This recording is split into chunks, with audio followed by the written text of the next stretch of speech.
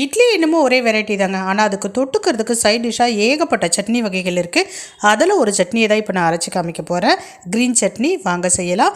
முதல்ல stove on பண்ணி கடாய் வச்சுக்கலாம், எண்ணெய் விட்டுக்கலாம். அதில் வந்து பார்த்திங்கன்னா உளுத்தம்பருப்பு முதல்ல சிவக்க வறுத்து எடுத்துக்கங்க. அடுத்தபடியாக பச்சை மிளகாய், பூண்டு, இஞ்சி வறுத்து எடுத்துக்கோங்க. அடுத்தது புதினா தழைகளை போட்டு தண்ணி இல்லாமல் நல்லா வதக்கி எடுத்துக்கோங்க.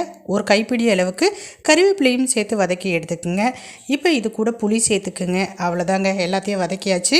இப்போ நம்ம அரைச்சி எடுக்க போகிறோம். மிக்ஸி ஜார் எடுத்துக்கோங்க. உளுத்தம்பருப்பை தவிர மற்றது எல்லாத்தையும் அது கூட சேர்த்துக்கோங்க. கூடவே கைப்பிடி அளவுக்கு தேங்காய் சேர்த்துக்கோங்க. பொட்டுக்கடலை சேர்த்துக்கோங்க. உப்பு சேர்த்துக்கோங்க. அரைச்சி எடுத்துருங்க. கடைசியாக அந்த உளுத்தம்பருப்பையும் சேர்த்து ஒரு ஓட்டி எடுத்திங்கன்னா சூப்பரான க்ரீன் சட்னி ரெடி.